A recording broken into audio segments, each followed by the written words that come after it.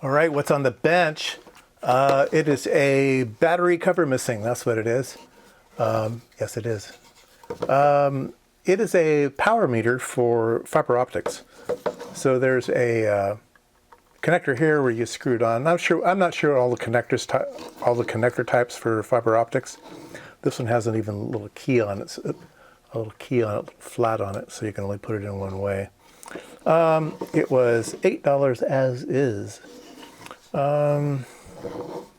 So Rentelco, RTS, I don't know. By Net Test, North American Corporate of Utica, New York, model GN6025. Turn it on, make it go. That's what it says. So we'll turn it on. And self-test complete. New file. I don't know. New file. I don't care. Oops, I turned it back off. What button should I push? New file. How about CW? How about this one? Okay, that one. Oh, there we go. So it gives us some light. If I put my hand over it, yep, goes down. Let me get a flashlight. Shine a flashlight in it. Oh, look at that. Oh, no, you can't see it. Yes, indeed. It measures power. So this is measuring power, and you have to kind of know. You push this button, and if you see up there, it says which wavelength. So it's calibrated at different wavelengths. So 850, these are nanometers, 850,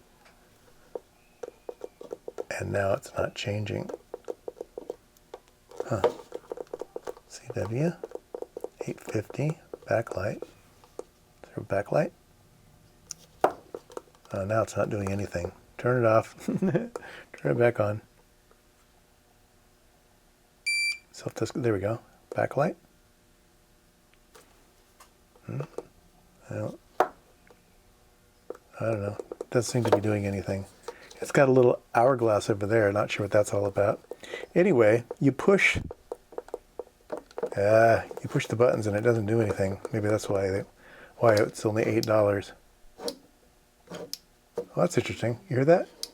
When I lift it up, it's changing ranges. There's a relay in there where it changes ranges. Yeah. Oh, yeah. Clickety click. Anyway, I'm not really interested in a power meter, especially with that connector. I don't know what to do with it, but I want to see how it's constructed and see inside of it. It's a big monster. A friend of mine works in fiber optics, and works on the big AI computers and stuff. Well, very, very, very, very fast links. Anyway, he gave me one of these a long time ago. They buy these by the dozens, and this one has a different type of connector on it, but it works the same way. Let's see if the batteries are still good in it. Maybe I took the batteries out. Yeah, I took the batteries out.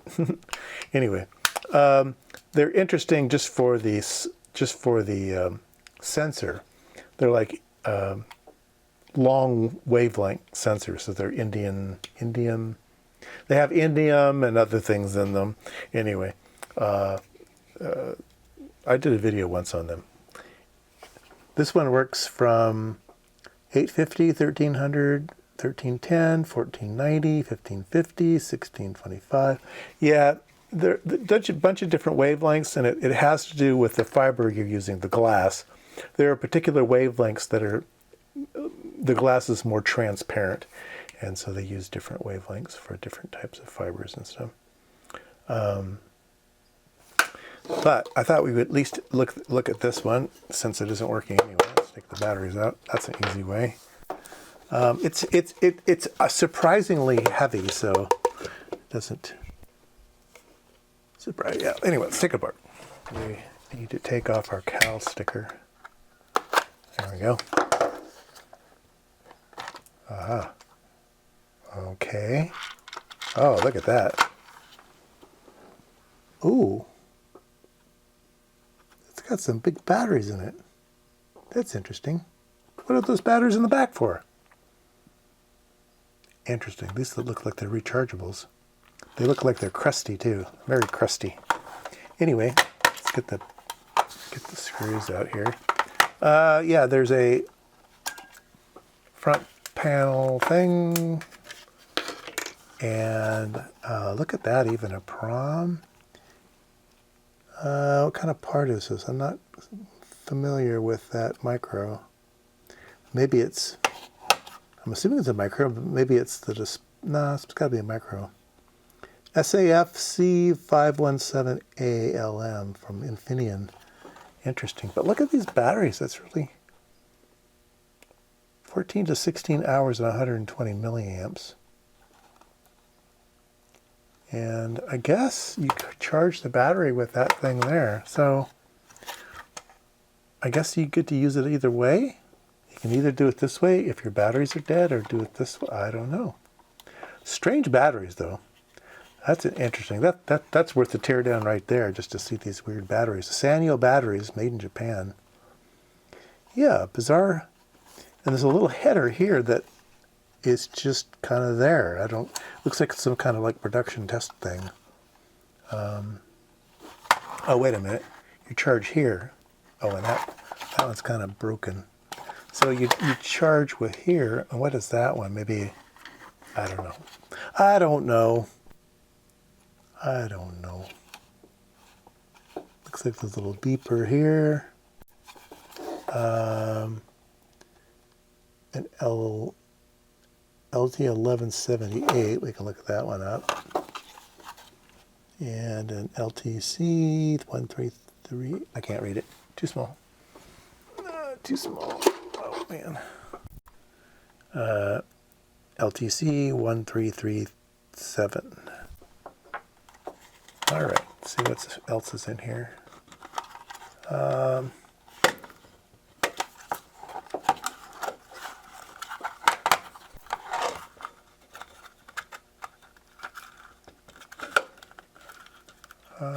It's not coming apart for me. It's not coming apart. What's going on here?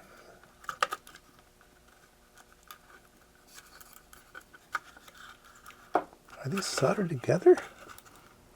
They might be soldered together. Let's see if we can't lever this out. Maybe it's screwed down. But this looks like it's... well, that had a connector on it. That's just a simple graphics LCD. Used those in the past. A blast from the past. But these look like they're... Oh, no, there we go. Finally let loose. Oh, geez. There's all kinds of crap in here. That's kind of silly. Why does it have so much stuff? That's bizarre. That is bizarre. Okay, well, this is worth my $8. We got secondary battery going in here. We have definitely power supply over here. We've got big inductors. And yeah, that's why it's heavy. This board's heavy all by itself because of those big giant batteries. There's a whole bunch of analog stuff up here. I'll have to put this under the microscope. Yeah, we'll just put it under the microscope. I can read all this stuff. But look at all the IC. There's a ton of ICs on this thing. And that's just one board. It's a Maxim chip 132. Okay, I'm just very confused. Why does it have to be so complicated? And what's that thing? What is that? I don't get it. I mean, yeah, I don't. Why is it so complicated? All right, there's more screws.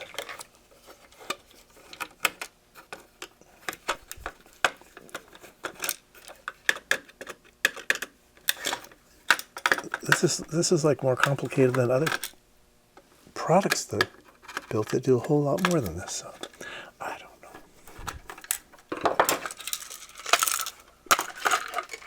know. Okay.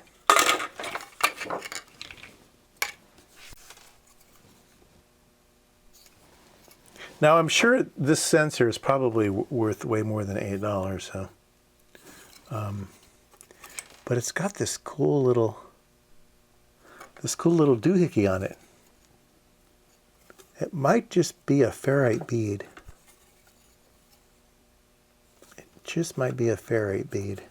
Let's tear him off. Yeah, that's my guess. Just one of those multi-turn ferrite beads. And he's on the ground lead. Yeah, it's on the shield. There's a cathode anode for the photodiode, and then the ground has this ferrite bead on it. Very interesting. Very interesting. Well, there's all kinds of strange stuff in here. Okay, let's go to the microscope.